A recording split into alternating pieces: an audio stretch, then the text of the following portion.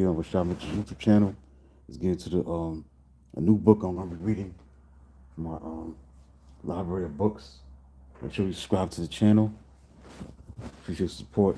One more subscriber away from 400 subscribers. So I see the channel is growing day by day, the best way it can.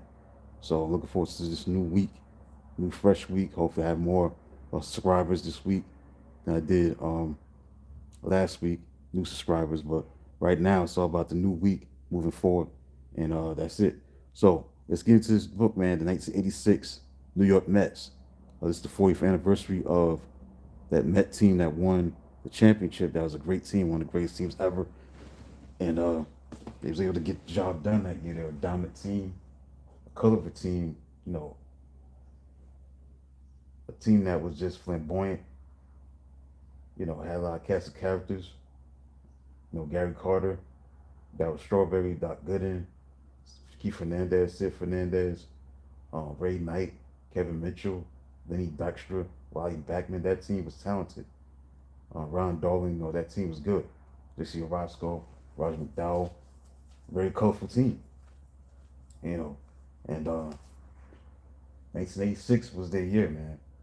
That team was just, everything just came together. David Johnson managed the team. So we're going to get into this book called 1 Year Dynasty Inside the Rise and Fall of the 1986 Mets.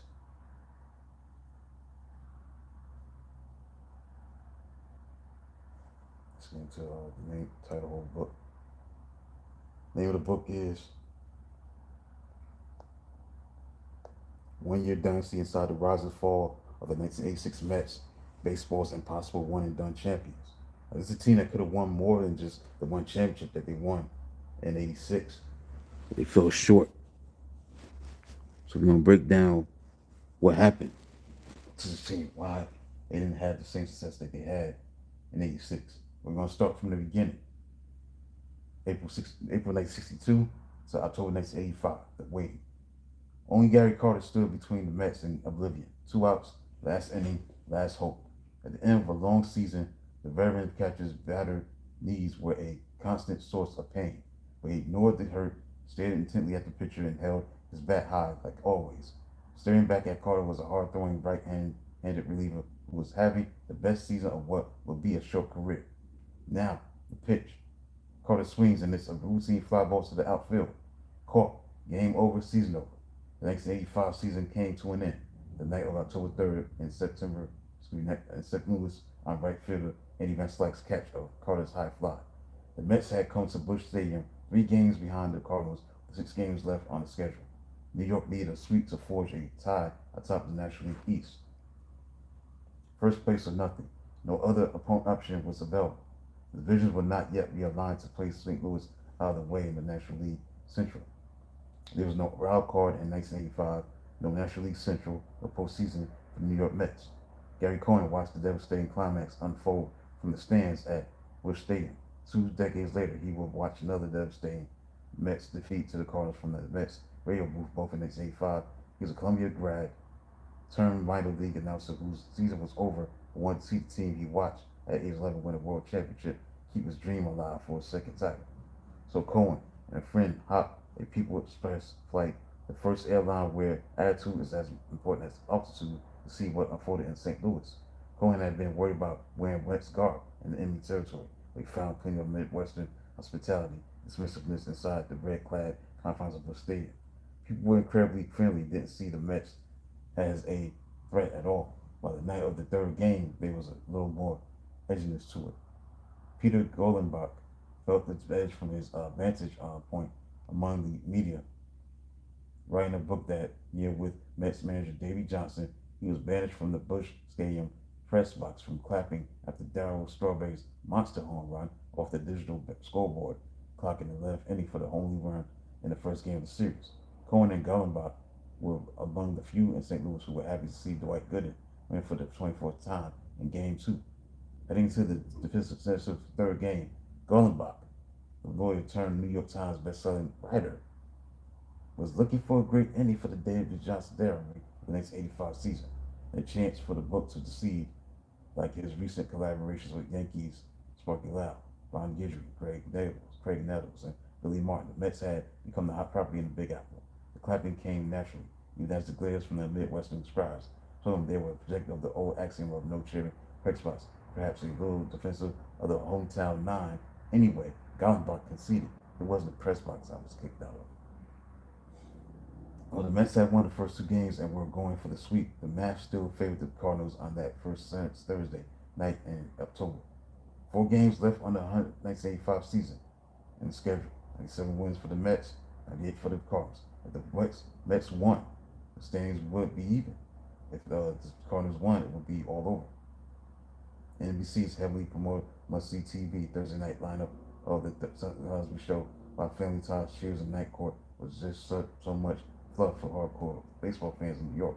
St. Louis, those and other markets could read about the game in tomorrow's paper, or perhaps point a transistor radio in the direction of St. Louis, listen for the booming voice of Jack Buck. There was no national television outlet broadcasting midweek baseball games, no matter how crucial or captivating the game might have been. The first inning was far more compelling than the Huxtables' troubles with their son when Dawson reimagined Brooklyn Heights. The Cosby Show was quickly forgotten as for the first five Mets singled against Cardinals starter Danny Cox. Then stepped up George Foster, the most costly and least productive extravagance to date by Mets general manager Frank Cashin. Foster was making the third highest salary in baseball, $1.94 million. He homered the previous night, but this time he grounded to third base, resulting in a forced out at home. Cox then retired Howard Johnson to escape the inning trailing just 1-0. The Mets need to provide Rick Aguilera more support than that.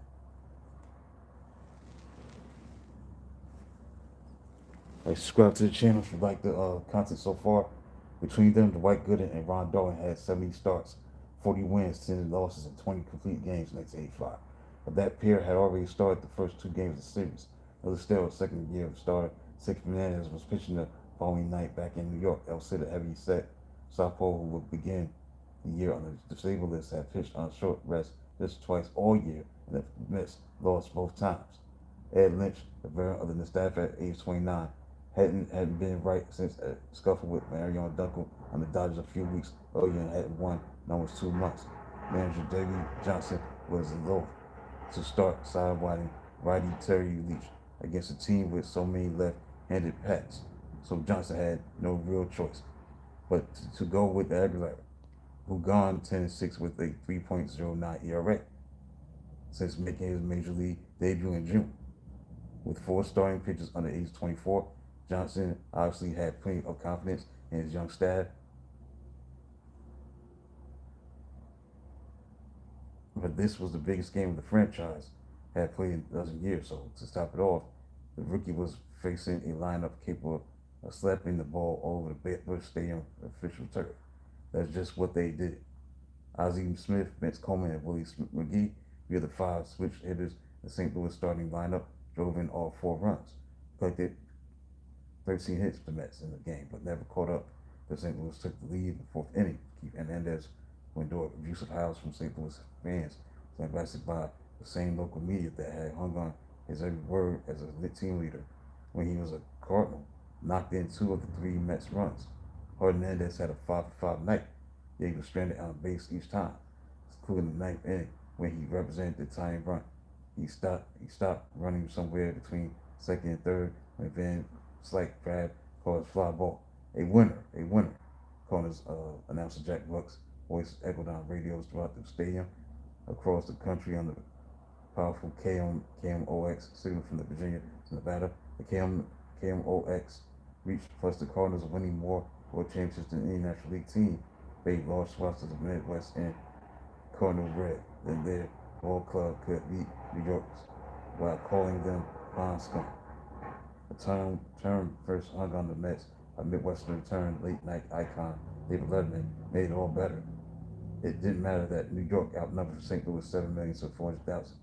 What mattered was for St. Louis 4-3 over New York. Almost crushed, Cohen said, looking at a long, sad flight home on People Express, an airline that would soon be out of here. Peter Goldenbach's booklet manager of the Mets, Davey Johnson, bats would end the way so many New York National League seasons had before it with the line. Wait till next year.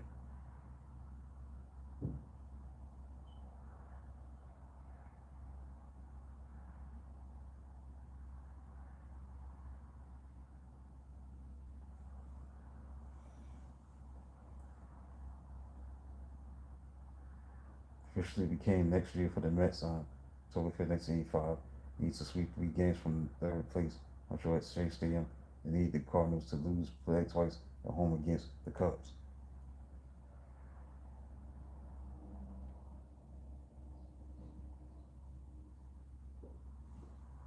1984 National League East champs had long ago packed it in on 1985 when the Mets stumbled against the Expos on Saturday. St. Louis complained the town red if it wasn't that color already. The Cardinals finished 1985 with 101 victories. The Mets won 98 games, the most wins in team history. Save for the 1969 World Champion Miracle Mets. There will be no Miracle in 1985 in New York, while Kansas City will 5-1 in the 85 World Series against the Cardinals that didn't go much for New York.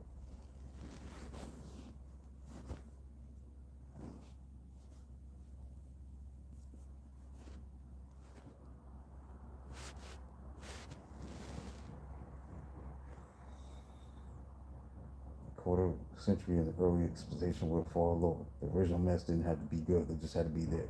5 years with no National League team that felt like death in a baseball town. For 68 seasons, New York had identified itself with 2 National League franchises. For the New York Islanders, the original name of the Yankees drew their first breath in 1903. The Giants and Dodgers had their own deep-seated loyalties. Then the Dodgers got the deal of the century to relocate to California after the 1957 season, which in turn lured the Giants out of New York. Like Eve handing off the apple to the closest person, because sin isn't as much fun alone. The Dodgers wound up in paradise in Chavez Ravine, winning more World Series in their first 5 years, Los Angeles than they had in 7 decades in Brooklyn. The Giants got the bruised end of the apple with windswept cattle State Park almost well now in San Francisco twice before, hailing one of baseball's best baseball parks in China Basin. The Giants would finally win their first West Coast World Series 53 years into their San Francisco stay. Then they quickly won another 2 or more titles than the team that replaced them in New York. Mets were born of a bluff. When the National League showed up no interest in helping New York get a new National League team, in the late 50s, Bill Shea, named partner in the prominent New York law firm Shea and Gold, was empowered by Mayor Robert Wagner to find the city a team or whatever means necessary. Shea came up with the idea of a new league, the Continental League. In the time before the American Football League, American Basketball Association, or Hockey Association played their way to the mergers, established leagues such Shea got to the game without ever buying so much as a bat or a bat, a ball for the Continental League. Shea found enough filthy rich, civic-minded folks pledging to back franchises in cities across the country to intimidate Major League Baseball. And Branch Rickey, who integrated the majors, started the farm system concept. He built 3 separate franchises from the ground up. The paper league had a line as president, though he was a pushing 80. Rickey would still make baseball, and the press paid attention to this upstart league. But in August of 1960, the major leagues caved. The Mets and the Houston Colt 45s were approved as the first new National League teams in 7 decades. So New Yorkers could now concentrate on what they had instead of what they had lost. Yet the biggest crowds the Mets drew in the early years were invariably for games against the Dodgers and Giants. In the Mets' 2-year stay, the Polo Grounds, 30 of the 34 largest grounds featured either the Giants or the Dodgers. And the Mets weren't any more likely to beat them than anybody else in the National League. The Mets just went 4-13, 32 against the Dodgers those first 2 years, making the Giants look like, which was at 10-26. Everyone beat the Mets, as generations of Mets haters would taunt by manipulating the title of the team's new theme song, Meet the Mets. Casey Stengel running the club, the early Mets played it for the last. You better play it that way when your record in year 1 is 40-120 He finished 16 and a half games out, the worst team of the century. Shea Stadium opened a year behind schedule in 64, yet perfectly timed to coincide with the World's Fair at Flushing Meadows. The fair felt like another smokescreen to hide the Indians player of New York's National League club, low into Cantonic State by the relentless playing of It's a Small World, pushing a still warm, freshly pressed dinosaur plastic signs from Sinclair Oil, chopping up Belgian waffle. Fair goers could hang a line left at the ununified newspaper, themselves wandering to shake. Strangest exhibit of all, the Mets were a display of futility and desperation. Yet by handing again, yes, 100 wins in their first two seasons at Shea, while winning just 62 at home in 1964 65, the Mets proved to be simply hosts. Single broke his hip, celebrating his 75th birthday with all his old pals town for Old Timers Day in August 1965. The injury forced him to retire. Western was an ugly to manage. 1966 season marked the first time the Mets did not lose games or finish in 10th place. 95 and 9th wasn't miraculous, but it was progress. The not as terrible Mets actually drew even more fans than they had during the run of the World's Fair. 1966 Mets saw 1.9 million come through Shay's gates, bigger than Dodger Stadium. But more than that, the state of the art Astrodome recorded in its second year. But mostly importantly, Shea drew 800,000 more patrons than Breville Yankee Stadium. But the Yankees haven't fallen off their lofty perch to the last place in '66. There were few reasons for Borderline to stick with this day old Yankees. If you were going to root for a bottom feeder baseball team in New York, the Mets were at least fun.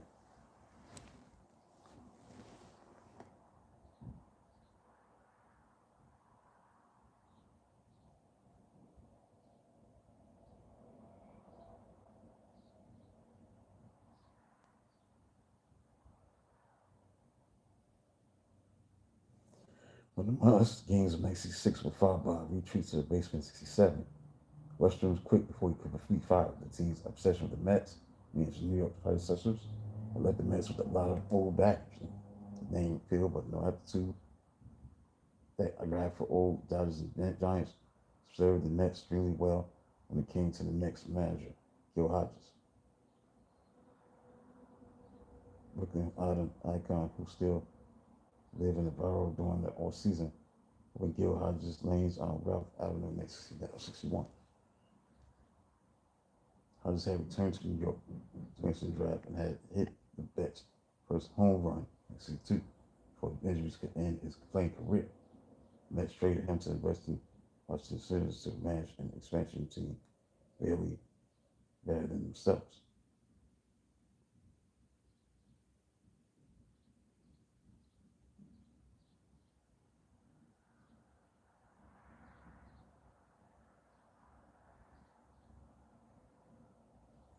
Still well enough that the Senators weren't eager to hand him back to New York.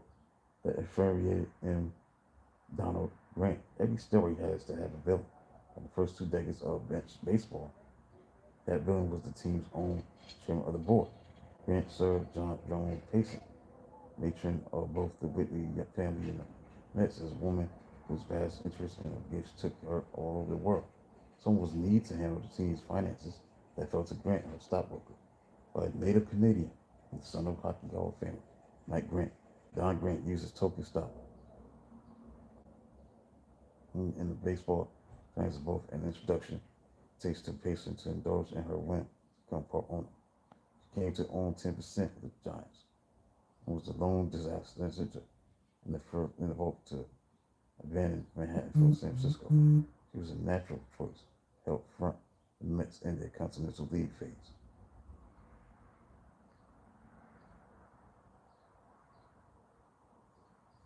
Becoming sole owner by the time the team started in the National League. Grant possessed few of the enduring qualities of Stingo Payson or any of the level losers who made it pleasurable to root for the early Mets. For the son of a famous athlete,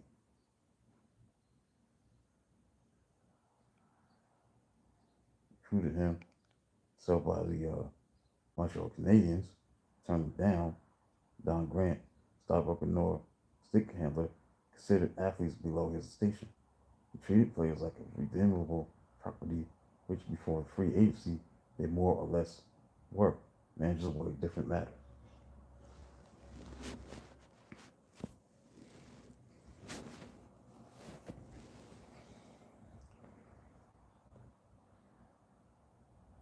Grant thought that they would, when Hodges was sent to Washington '93, Gill could be summoned back to New York when needed. That was not the case, of course, but Grant would not take no for an answer for the Senators. So Johnny Murphy, a former Yankees star reliever, who the next front office, was sent with old Yankees teammate George Selkirk, Washington's general manager. It took time to work out a deal. Pitching bill, then he 100,000 but Hodges was a Met again, but Thanksgiving. When Mets general manager Bing Devine left to return home to the World Championship for St. Louis Cardinals the following month, Murphy, having proven he could, broker deals to grant satisfaction, was elevated to Mets GM.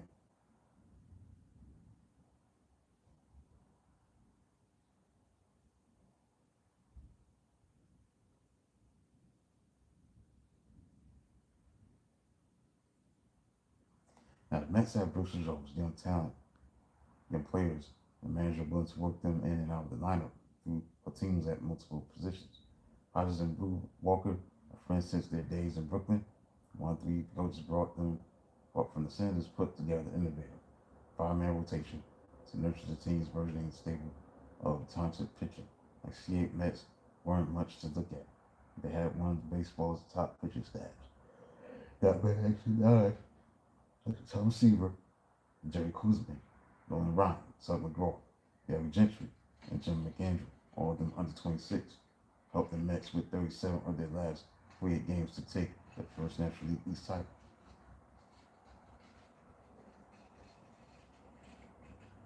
As we feared, expected Hodges, but was not only an 8-time All-Star first baseman, but had earned a Bronze Star as a Marine sergeant during the bloody Battle of Okinawa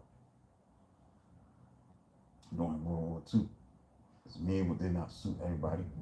Two of the worst trades in franchise history, Amos Otis in December 1969 and by December 1972, moved by Hodges. Both players bouncing elsewhere after being frustrated in New York. Hodges' demeanor rubbed off in the locker room.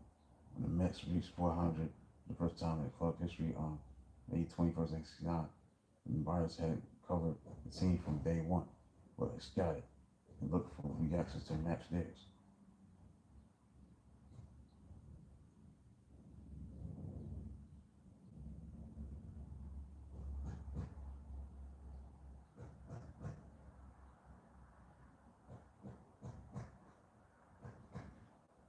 Tom Seaver wondered what they were talking about.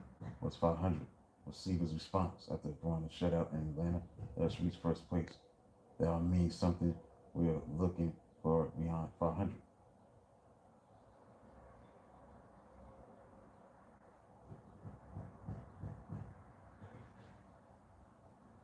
Same press corps that suppressed laughter when Gil Hodges said for the season that the Mets could win 85 games was taken aback.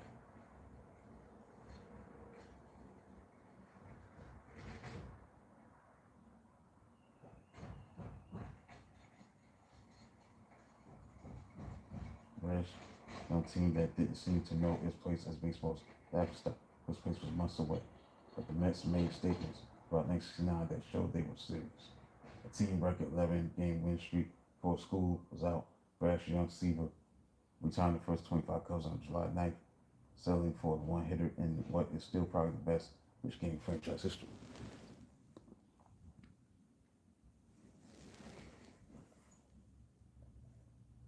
Return engagement in Chicago with the Mets, taking 2 of 3, winning on pitching with just enough hitting to get by, putting up 5 straight wins during their August turnaround, in which the Mets offense averaged just 2.5 runs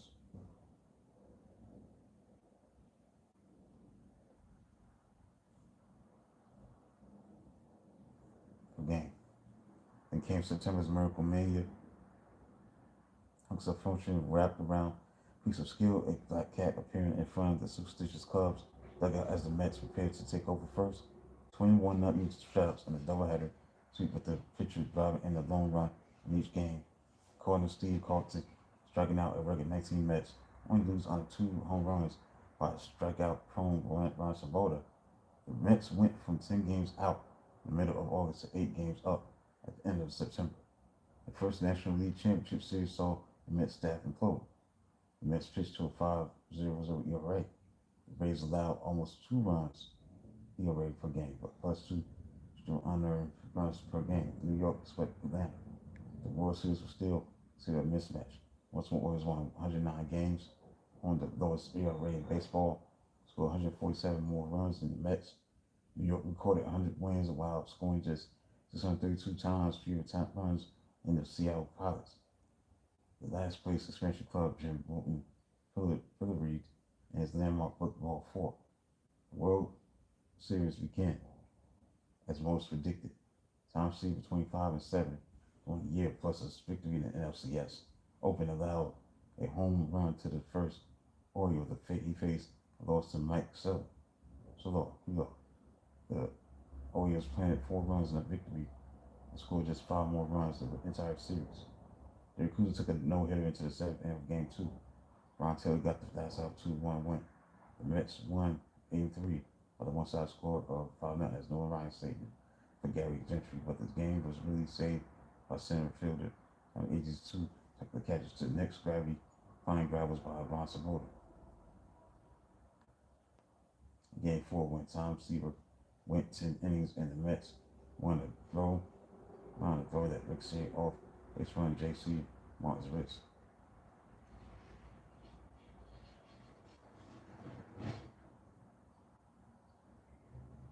The next day, Mets were behind 3-0 in the 6th, but stormed back thanks to a bit of shoe polish that, like since the replay, 45 years before it became moving baseball.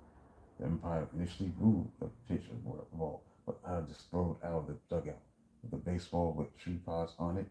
Losers later claimed that it was his shoe polish rather than Cleon Jones, who quickly rubbed the ball on his shoe at the behest of Hodges, the man on his first due substantial evidence. Series MVP Donald Clinton followed with a two-run home run, but then it always had to believe there were forces beyond man or nature at work. Like hitting Al Weitz, who never before hit a home run at Shea Stadium, but won to tie the game. Swoboda, who clearly played against right-handed pitching, hit a game-winning double off righty Eddie Watt in the 8th inning.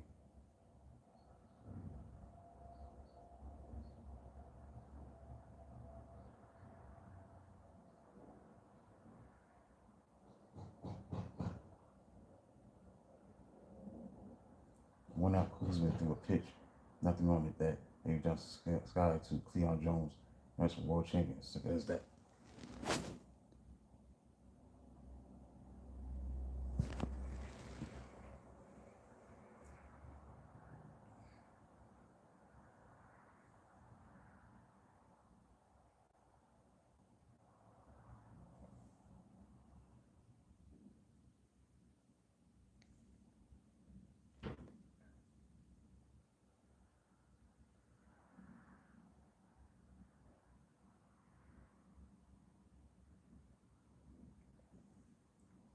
Since the divisional era began in baseball in 1969, only 4 teams have repeated as world champions. The Mets are now not one of them. A letdown was inevitable for the following season. The season after that. 1972 and April 2nd was Easter Sunday, 4 days before a new season was scheduled to begin, but all plans were on hold because first baseball strike entry had been called 2 days early by players to force teams to contribute to pension and medical benefits funds. So in limbo in Florida, the Mets coaching staff attended Easter Sunday Mass Square, eating religious skill salvage bread to the Philadelphia West Star while the other side of the church, and when the mass is over, I go over to chat with them. Stop sitting calling. I remember driving off saying, wow, Easter Sunday brings out the best in everybody. They just talked with me. It was so nice. They knew I was mad. I didn't. Though a trade had been worked out in the previous day with Montreal, I think, was announced because of the strike. Star would not find out about the deal for 4 more days. There were more pressing matters. At the mass, Hodges and coaches Ed Yost, Lou Walker, and Joe Pigantano played golf as they left the course 5 p.m. Hodges fell over dead in the parking lot 2 days shy of his 48th birthday. The family, especially Gil's wife, Joan Hodges, told me how much me on his ball club and he fought to get me, said Staub, who heard the news on his radio the night he seen Hodges at Mass. Probably the most disappointing thing in my career that I didn't get a chance to play for him. Staub wound up playing for Yogi Berra, the one Mets coach not on the golf course that fateful Easter Sun afternoon. Berra had been in Miami with friends before being hastily summoned to meet M. Donald Grant that night. He was offered the managing job, even as the Mets chastised the media for asking if the team had considered a successor. That did not stop press speculation about internal candidates like pitching coach Lou Walker, a director of personnel White Horzog. The Mets announced their new manager and new right fielder at a press conference that actually held the same afternoon as Hodges' funeral. With the death of Hodges, no one in the organization could override M. Donald Grant. The Stun Mets seemed ripe for disaster. The next 72 season opened 9 days later due to the strike. Instead, the Mets got to the best start in their 10-year history. John Matlack took the number one spot for sensational fellow rookie John Milner provided power and protection for Staub in the order.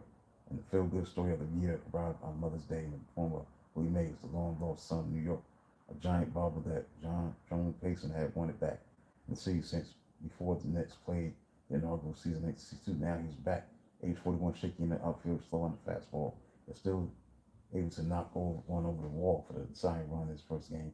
It was nice to have Willie back. The next year and a half was far from ran for New York's National League club. From May 21st, 1972, when the Mets had a 25-7 record and a 6-game lead until August 14, 1973, and they had a firm grasp on last place. They went just 110 and 131. Though still in the basement on the last day of August 1973, and down 3-0 in the first inning, St. Louis, the Mets came back to win in extra innings. Then they came back on the National League, trailing in the National League East by 5.5 games on September 5th. The Mets took over first place 2 weeks later.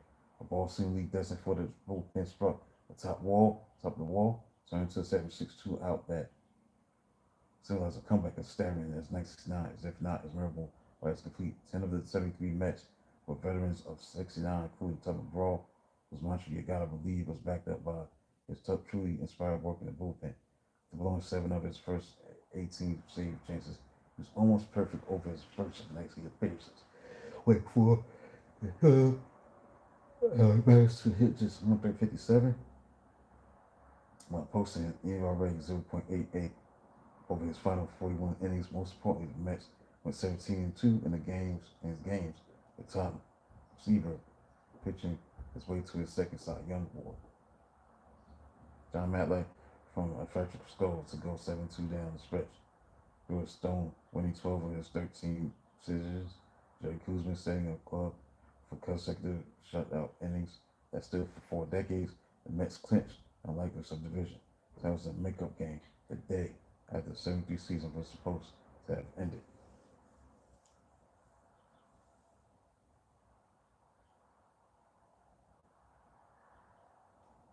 Never mind that the 82-79 record was the worst of any postseason club to that point in history.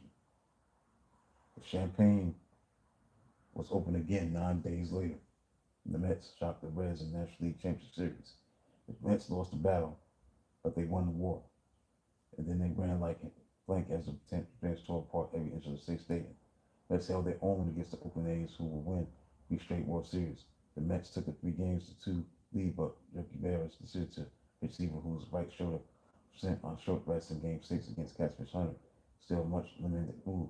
Matlack, who had allowed one run in his last 40 innings, finally cracked in his third start of the World Series. Though the A's were world champions, the Mets expressed trip from last to first in 1 month made good on the newly coined yogiism. It ain't over till it's over. But now it was over. The Mets made no moves that winter when they found themselves in fifth place in August of 1974. 7-11 put them all of one game closer in the standings. They did not score for 20 consecutive innings, and that was just one game. A 25 inning loss to the Cardinals that was the National League game ever played to conclusion. Desperately short of offense, new general manager Joe McDonald momentarily losing Don Grant's tight clutch of the purse strings, paying San Francisco's $150,000 for all or nothing struggle. Dave Kingman, concept this club record. King said the club. King. Anyway, said the club record for home runs dismissed the team's walk for strikeouts while working as many times unintentionally as John Miller, who had 288 fewer plate appearances. Tom Seaver won his third Cy Young in 6 years, but the Pirates rolled to their fifth league title, National League East title since 1970. So the next 76 season marked the end of a 2-year force living on range and flushing with the Yankees. The 76 season also marked the end of the Mets as a top dog in New York. The Yankees reopened the Yankee Stadium, grabbed on an early lead in the American League East that they never relinquished. Keenan had 30 home runs at the All-Star break, enough fan folks to start the All-Star game. When the Elvas died by the Bishop League Challenge, Congress squashed any dreams of his breaking Hack Wilson's National League record 56 home runs, of Stevens' dreams of becoming the first Met to claim a home run crown. Though Keenan recovered from his third injury to finish a close second to Mike Schmidt, the 38-37, the Mets never compete against Phillies. Followed the Centennial script, claimed their first postseason berth in 76 years. Barry Kuzman won 21 games for the Mets. Before he conceived trade of Bruce Staub, Mickey Lolich, the trade of Tubman McGraw, Philadelphia a year earlier, meant the Mets were as capable of taking leads as they were of holding them. The Mets addressed no needs that offseason. The first year of the free agency and set the stage for the saddest period in Mets history.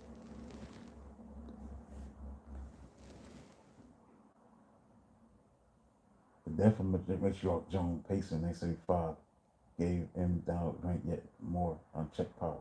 Payson's daughter, Lorinda de Villette, assumed her mother's role, but her father, Charles Payson, who had inherited the team from his wife, was not interested in doling out the capital card to compete in the new spendthrift age of baseball. The Mets stars looked at the soaring salaries tossed out by other teams and wondered when they would get theirs. They get theirs, all right. The date was June 15, 1977. Stephen Grant, who had cowed out of a contract extension for the game's solidly structured exchange, fought almost daily in the press.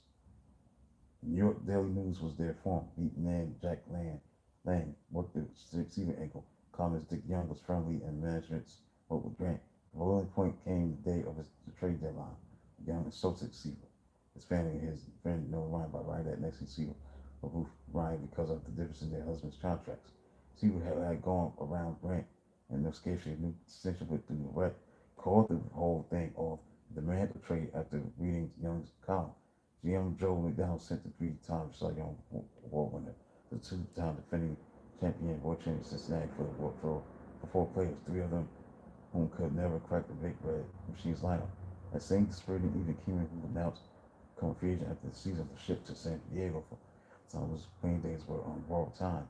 The Mets were off the tracks, obscurity beckoned. The Mets stripped almost everyone of value out of town, leaving back pennies on the dollar for some of the best players the team had developed. They were the lucky ones. Those left behind saw their career pass by, unnoticed save for a stubborn few who still watched on Channel 9, this on WNBCA, or Rail Still, Kansas City State. I think the owners made to redo the team and that, of course, culminated in the Seaver's trade. That it took several years to get things going again. It was different then, mostly because of the money. Once the money started, things changed.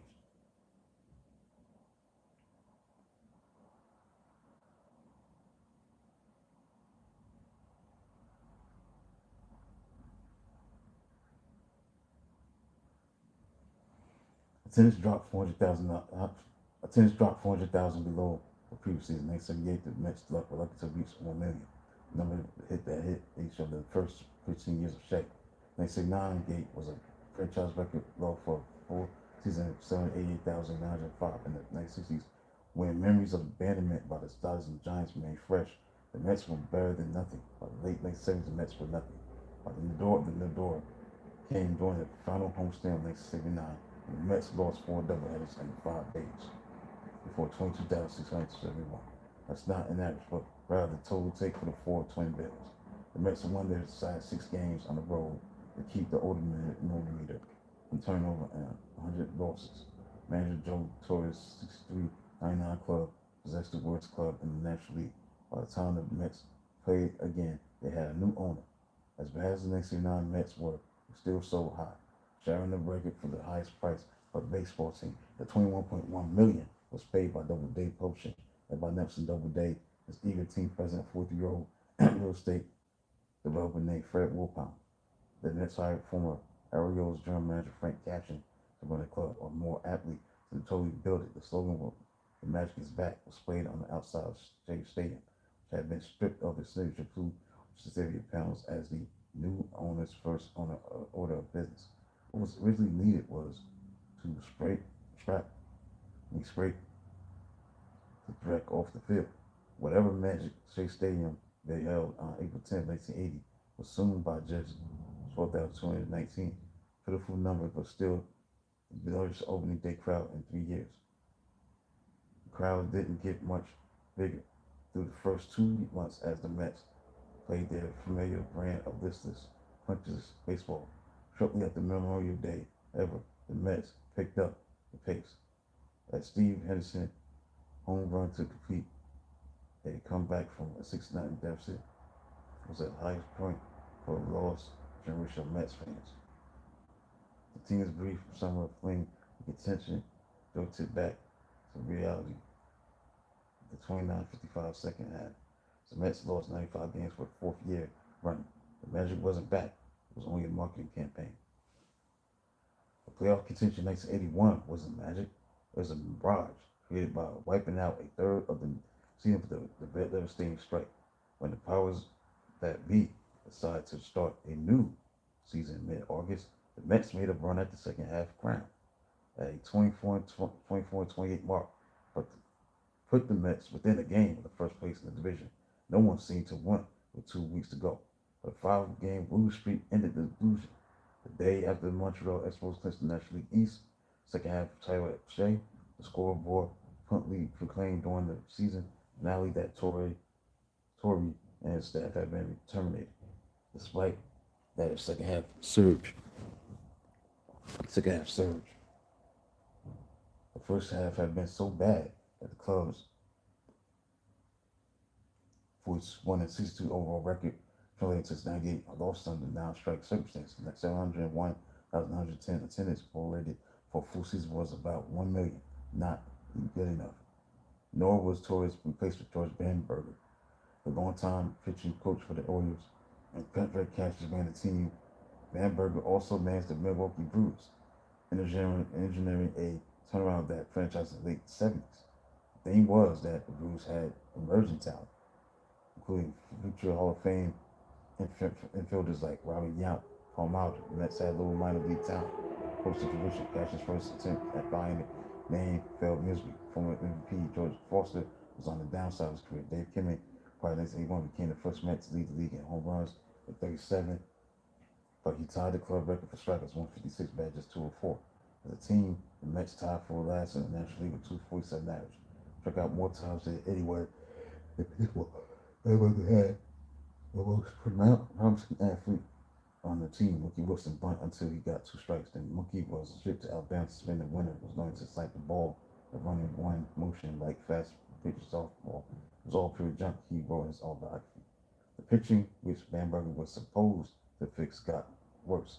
The 1982 Mets allowed the Mets most hits, most walks, most runs in the National League by a large margin, and completely fell a point in the second half. A 15-game losing streak came within 2 losses of matching the club record set by Casey Steve with laughable next to 2 group. Bambi's team wasn't funny. That 6 games over 500 on Memorial Day, 82 Mets still lost 97 games. Joe Torre won the National League West So with Atlanta, a team that had been as down in the mouth as the Mets in recent years, didn't make anything too any easier to swallow. Still, Casher had to beg his old pal not to leave. Remember, had quit on Milwaukee in '8 because of a bad heart. In New York, his self was okay. Hart wasn't in it. He resigned in the midst of a brutal West Coast trip in June 1983, and that was after the Mets had brought up their most highly entitled prospect, Darryl Strawberry. Relax Ted Williams won Rookie of the Year for last place team. Bishop Roscoe turned into one of the league's top relievers. Ron Darling showed plenty of ability during the September call-up.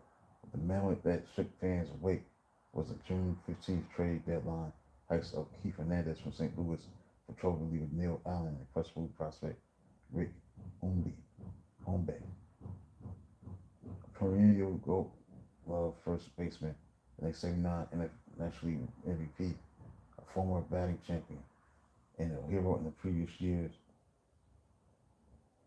World Series. Hernandez was the kind of traded away, not traded for. Shannon Sharp, born next to now, recalled his first match memory as a trading of a Tom Seaver, attended many games thanks to the customer at the bar who attended and Mets tickets, though most Mets tickets cost under $5, seen as worthless as currency from third world nation. The tips and the trips to shade in the early 1980s paid off down the line. Today, Sharp is chief of Mets police, a fan of Ski Blog that championed the tournament of Banner Day and hosted and Queens baseball convention. This generation of Mets fans will always hold a special place for 1984. You didn't expect it, it came out of nowhere. Wow, we don't blank, but this is something interesting. These pictures look good, so this is what a good baseball looks like. This is what good baseball looks like. That's fun. White good appearance marked a sea change in how Mets were viewed in the city, and once Doc went the league on the national level, the fifth overall pick in 1982 amateur draft, Gooden was better than the dreams of even the most optimistic Mets fan. Optimism was down after 7 straight seasons with an average winning percentage of 4-4. Along with manager Dave Johnson, the Mets transferred their top layer of talent to New York from the AAA home in Virginia. Baseball America had recognized the Mets as only the top form system in baseball, and the best of the best was the 1983 Lynchburg Mets. The Class A club had almost 700 winning percentage. It's 83, boasting 15 players who actually eventually reached the major leagues. Gooden won 1927 starts for Lynchburg and fan 300 at age 18. But a year later, he treated National League hitters like they were still in A ball. Gooden struck out 276 to lead the National League in 1984 and set the rookie strikeout record. Gooden and the resurgent Mets dusted off cobwebs and sections of shade had been disturbed in a decade. The stadium Brock Knight stopped pitch as the teams kept winning. The place was pretty lively on other nights as well. 1.8 million attendance was an increase of 725 fans. Joined the Yankees for the first time since the two teams shared in 1985. 65 days spent in his first place for more than 869 and 73 Mets pennant winners combined. And the 90 wins in 84 were the most for the franchise since 69. But this time it was the Cubs year. Mid-season acquisition Rick Suckler, his team won as a Cub. Was the difference. Gooden, National League Rookie of the Year, was runner-up to Sutcliffe for the Cy Young Award, while Hernandez finished second in MVP, belonging to Chicago's Ryan Sandberg. Then came 1985. The trades for Gary Carter and Howard Johnson were augmented by a new crop of rookies ready to contribute, named Dr. Roger McDowell and Rick Aguilera. Yet the ending in St. Louis was a punch to the gut, and that is keeping a diary of the 1985 season that will be the book. Mike Bryan, if at first summed up the result of the team and the reality of the matter, it's not a matter of trying harder. You just have to win more games. Through 1984 1985, 1985, the Mets had turned around a dormant franchise, won more games than any team in the major leagues. But in an era before wild card baseball, you either won your division or you went home. And the 1985 Mets were home for the winter. Right, so I'm done with chapter 1. I'll be in chapter 2 tomorrow, maybe chapters, but chapter 2 is going to be about life of collusion. October to December 1985. It's from the book 1 Year Dynasty. Inside the Rise and Fall of the 1986 Mets Baseball Impossible.